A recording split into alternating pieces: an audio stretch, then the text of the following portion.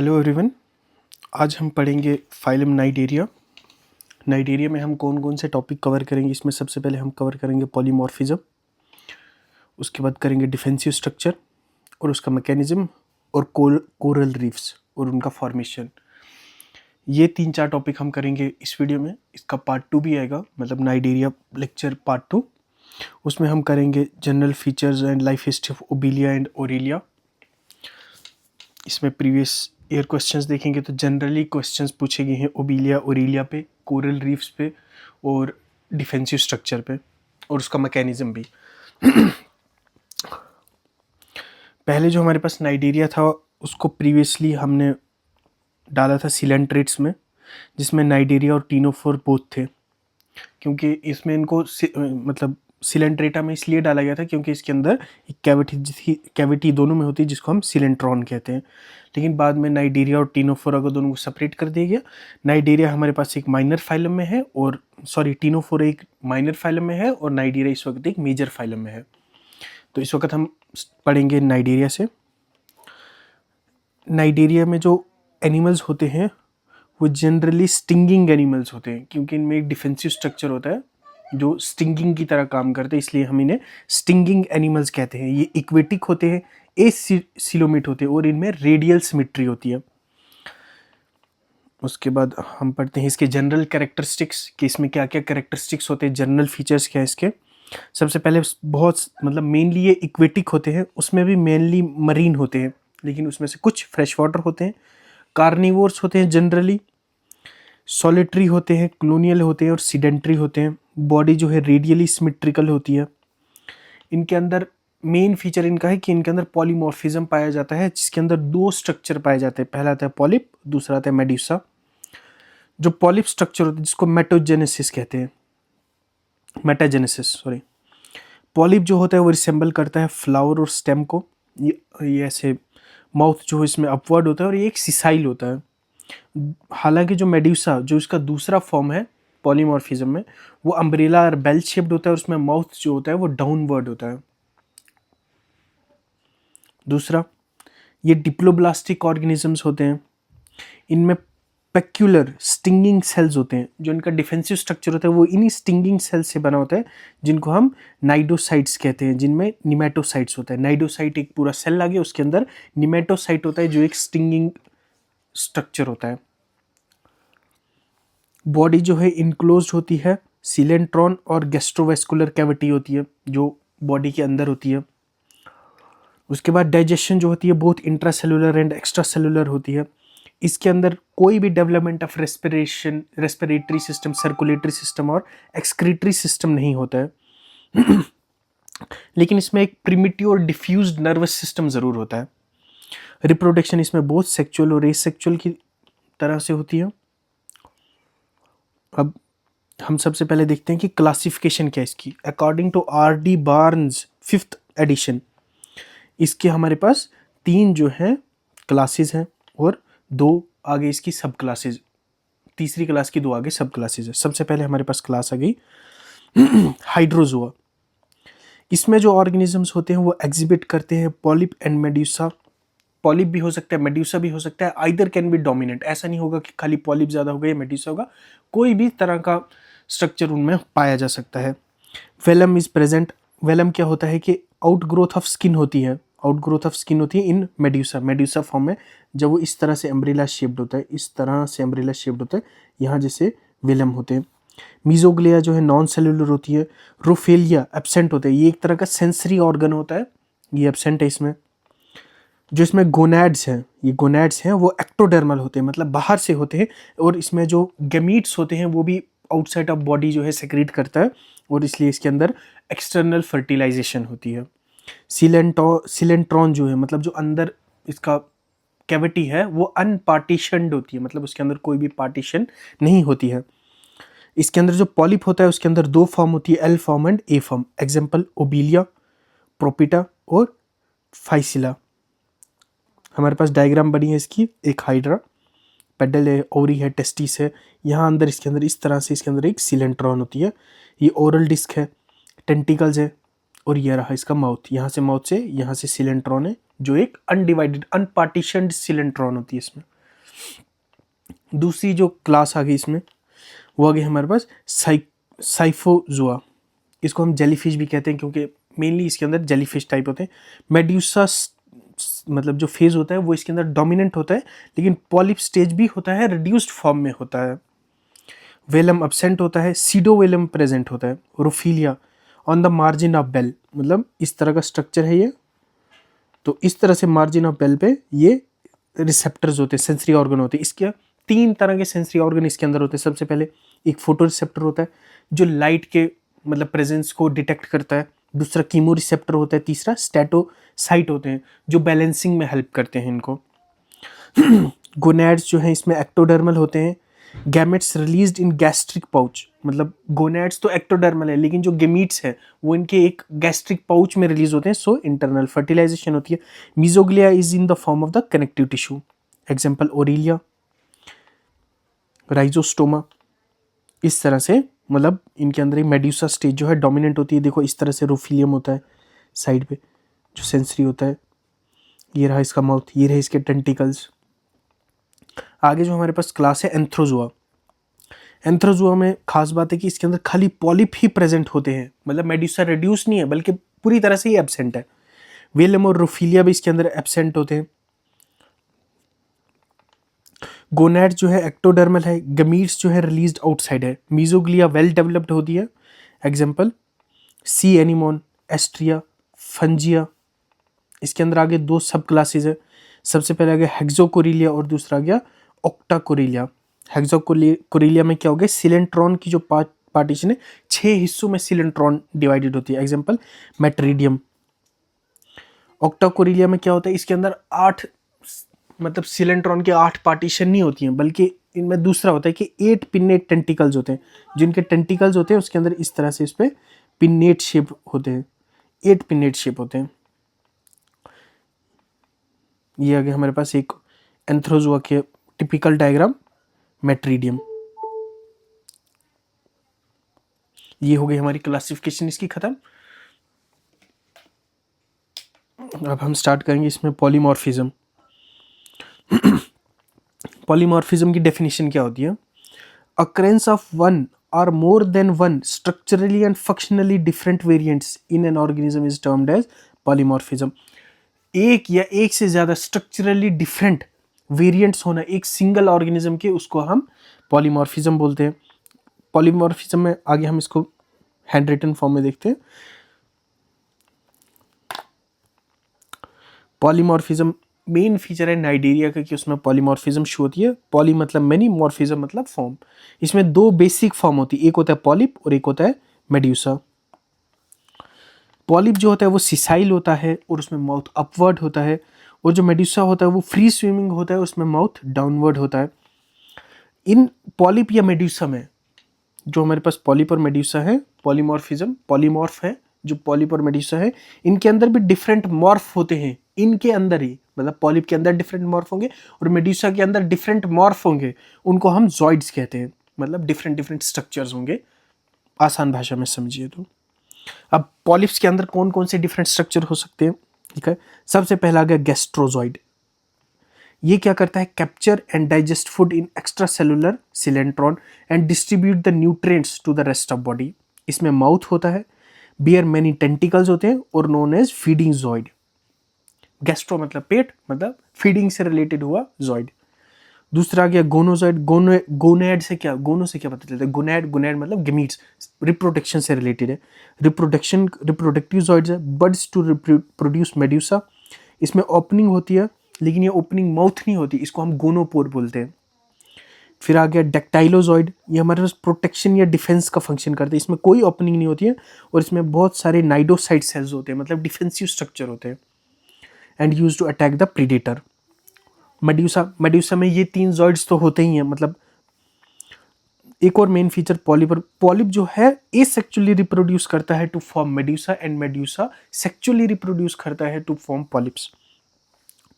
For example, अब medusa का काम क्या है, सेक्सुअली रिप्रोड्यूस करना, क्या बनाने के लिए, पॉलिप बनाने के लिए। तो अब हम यहाँ देखेंगे जो इसके गोनोजॉइड्स होते हैं ना, वो मेल और फीमेल में डिवाइडेड होते हैं। क्योंकि इनको सेक्सुअल रिप्रोडक्शन करना है, तो डिफरेंट डिफरेंट टाइप्स के कंपोनेंट होंगे, मतलब ऑर्गन्स होंगे, तो वो डिफरेंट गेमीट्स बनेंगे, तभी जाके सेक्सुअल रिप्रोडक्शन होगी। पहले वाले में आपने देखा था तो उसमें बडिंग होती थी। गैस्ट्रोजॉइड, गोनोजॉइड और डेक्टाइलोजॉइड, ये 3 जॉइड तो होते ही हैं मेड्यूसा में। इसके अलावा कुछ एडिशनल जॉइड्स भी होते हैं मेड्यूसा में। सबसे पहले निमेटोफोर, ये फ्लोट यार सेल में हेल्प करता है, फिल्ड विद गैस होता है और हेल्प इन फ्लोटिंग करता है, निमेटोफोर। दूसरा आ गया नेक्टोफोर, स्विमिंग बेल्स होती है, ओपनिंग जिसको माउथ नहीं होती, और एक्टिव स्विमिंग। निमेटोफोर जो होता है वो एक पैसिव स्विमिंग ऑर्गन होता है, मतलब एक तरह से गुब्बारा है, उस छोड़ दिया है, उसके नीचे ऑर्गेनिज्म लटक रहा है, तो वो विद करंट चलते जा रहा है। लेकिन जो नेक्टोफोर होता है, ये एक ऐसा समझिए एक गुब्बारा जो कंट्रोल कर सकते हैं, उसको चारों तरफ से सुराख है, उसमें हवा भरी है, हवा की जगह हवा भरी है, और प्रेशर के साथ वो हवा निकलती है। मतलब ये गुब्बारा है, इधर से हमने इसको होल किया, इधर से इसको प्रेशर के साथ हवा निकल रही है, तो गुब्बारा ऐसे चलेगा। इसको हम एक्टिव बोलते हैं, चाहे मतलब खूब हवा निकल रही है, करंट इस तरफ के लिए आ रही है, लेकिन मतलब हवा इतनी तेज निकल रही है कि ये अगेंस्ट द करंट इस तरफ चलेगा, इस तरफ चलेगा, इधर चलेगा, इसको हम बोलते हैं निमेटोफोर। एक्टिव स्विमिंग में हेल्प करता है, चेंज इन डायरेक्शन में हेल्प करता है। तीसरा आ गया फाइलोजॉइड्स, लीफ लाइक होता है, प्रोटेक्शन इन फंक्शन होता है, प्रोटेक्टिव इन फंक्शन होता है, और इसमें नाइडोसाइट्स प्रेजेंट होते हैं। अब आगे हम देखते हैं टाइप्स ऑफ पॉलीमॉर्फिज्म, कि पॉलीमॉर्फिज्म की आगे टाइप्स क्या क्या है। सबसे पहले आ गया एमॉर्फिक या मोनोमॉर्फिक, इसमें कोई जॉइड नहीं होता है। All function are done by single morphological variant, मतलब इसके अंदर कोई एक्स्ट्रा ऑर्गन नहीं होता है, सिंगल ऑर्गन हर तरह के फंक्शन करता है, आसान भाषा में समझने के लिए। एग्जांपल हाइड्रा, इसमें जो है टेंटिकल्स होते हैं, ये फूड की कैप्चरिंग करते हैं, और इसके साथ साथ ये प्रोटेक्टिव फंक्शन भी करते हैं, क्योंकि इसमें नाइडोसाइट सेल्स होते हैं। देखियो डिफेंस भी करते हैं और फूड की कैप्चरिंग भी करते हैं। ये आगे सिलेंट्रॉन अंदर एक कैविटी है, ये टेस्टिस है, ये ओरी है, ये रिप्रोडक्शन में भी सिंगल ऐसे ऑर्गन है, ये हेल्प करता है।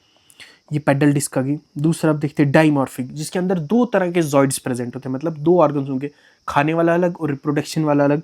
गैस्ट्रोजॉइड आ गया और गोनोजॉइड आ गया। गैस्ट्रोजॉइड मतलब जो फूड कैप्चर करेगा, और गोनोजॉइड आ गया जो रिप्रोडक्शन करेगा। जैसे जो इसमें फूड कैप्चर कर रहा है, टेंटिकल्स फूड की कैप्चरिंग करेंगे और डिफेंस पर्पस भी करेंगे, क्योंकि इनमें नाइडोसाइट सेल्स प्रेजेंट होते हैं। और इस तरह से हमारे पास गोनोजॉइड सेल बाहर के लिए होते हैं, जो हमारे पास रिप्रोडक्शन में हेल्प करते हैं। एग्जांपल ट्यूबिलेरिया। फिर आगे हमारे पास ट्राइमॉर्फिज्म, जिसके अंदर 3 तरह के जॉइड्स होते हैं। गैस्ट्रोजॉइड आ गया, गोनोजॉइड आ गया और डेक्टाइलोजॉइड आ गया। एग्जांपल प्लूमुलेरिया या ओबिलिया। ओबिलिया में एक कॉन्ट्राडिक्शन है कि पहले बहुत सारे मानते थे कि ओबिलिया इज डाइमॉर्फिक पॉलिप, मतलब ये डाइमॉर्फिक है, एंड मोनोमॉर्फिक इसमें मेड्यूसा है। लेकिन बाद में ये पाया गया कि इसमें ट्राइमॉर्फिज्म ही पाया जाता है, और इस बात को आगे ज़्यादा माना गया कि इसमें जो मेड्यूसा होता है वो भी एक तरह का जॉइड है। 2 जॉइड तो पहले इसमें पॉलिप में है, और बाद में बोला गया कि मेड्यूसा अलग से एक जॉइड है, अलग से एक पूरा ऑर्गेनिज्म है, तो 2 जॉइड आगे डाइमॉर्फिक। लेकिन बाद में बोला गया कि मेड्यूसा भी एक तरह का जॉइड है ओबिलिया का, तो इसलिए इसको ट्राइजॉइड और इसको ज़्यादा माना गया। एग्जाम्पल अब प्लूमुलेरिया की देखते हैं हम यहाँ। ट्राइमॉर्फिक में प्लूमुलेरिया इस तरह का आपको दिखेगा, लेकिन जब हम इस एक थोड़े से को माइक्रोस्कोप में देखते हैं तो हमें इस तरह का स्ट्रक्चर पाया जाता है। सबसे पहले ऊपर इस तरह का होता है डेक्टाइलोजॉइड, जो डिफेंस में काम करता है। फिर गैस्ट्रोजॉइड आ गया, ये ओपनिंग है, इसको माउथ बोलते हैं। फिर आ गया हमारे पास गोनोजॉइड, इसके अंदर हमारे पास मेल और फीमेल गेमीट्स बनते हैं। फिर हमारे पास आ गया डेक्टाइलोजॉइड दोबारा, मतलब इसके अंदर 3 तरह के जॉइड्स होते हैं, डेक्टाइलो, गैस्ट्रो और गोनोजॉइड। फिर हमारे पास आ गया पॉलीमॉर्फिज्म, इसके अंदर डिफरेंट डिफरेंट टाइप्स के जॉइड होते हैं, मेनली 5 तरह के होते हैं। सबसे पहले गया गैस्ट्रोजॉइड, जो फीडिंग में हेल्प करता है। डेक्टाइलोजॉइड प्रोटेक्शन में। टेंटिकुलोजॉइड जो सेंसरी में फंक्शन करता है। स्केलेटोजॉइड जो प्रोटेक्शन में हेल्प करता है। और गोनोजॉइड जो रिप्रोडक्शन में। एग्जांपल हाइड्रेक्टिना। हाइड्रेक्टिना की हमारे पास डायग्राम इस तरह से, ये हमारे पास आ गया डेक्टाइलोजॉइड, ये आ गया स्केलेटोजॉइड, ये आ गया गोनोजॉइड, ये हमारे पास आ गया गैस्ट्रोजॉइड, ये टेंटिकुलोजॉइड आ गया। इस तरह से इसकी डायग्राम है। ये रही इसकी डायग्राम।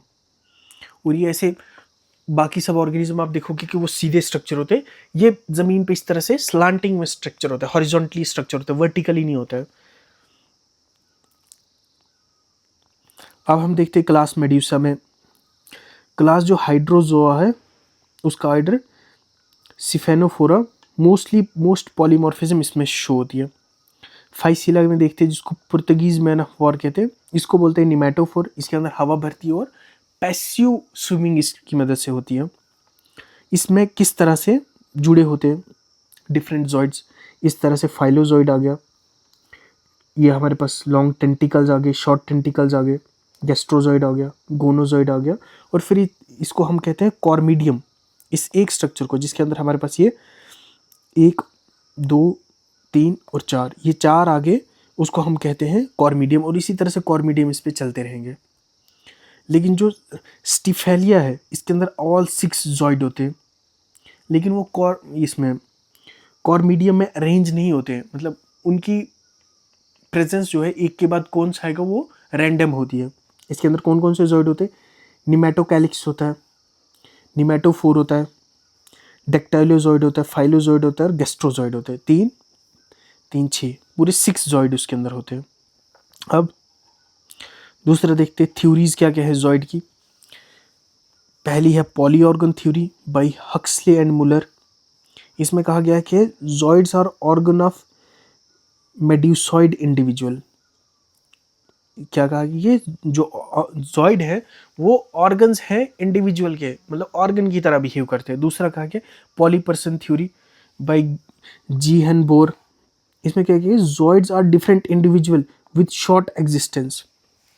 तो आसान भाषा में बोले तो पॉली ऑर्गन का थ्योरी का कहने का ये है कि वो कहती है कि जो जॉइड्स है जैसे गैस्ट्रोजॉइड, गोनोजॉइड या डिफरेंट टाइप्स के जो जॉइड है वो हमारे पास ऑर्गेनिज्म नहीं है, वो खाली मतलब एक ऑर्गेनिज्म के ऑर्गन है। लेकिन हमारे पास जो पॉलीपर्सन थ्योरी कहती है कि वो जॉइड जो है वो खुद में एक इंडिविजुअल है, खुद में एक अलग से इंडिविजुअल है, ऑर्गन नहीं है।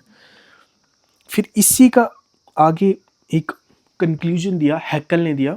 उसने कहा कि उसने दी मेड्यूसम थ्योरी। इसमें कहा गया कि compromise between poly organ and poly person theory. This phenophore larva form from the gastrolize mezoid individual form which zoid appeared by budding from sub umbrella but did not separate।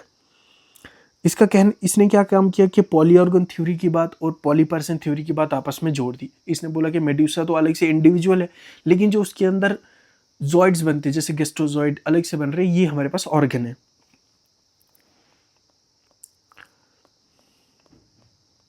अब सिग्निफिकेंस ऑफ पॉलीमॉर्फिज्म क्या होते हैं, इसके साथ polymorphism वाला हमारा topic खत्म हो जाएगा।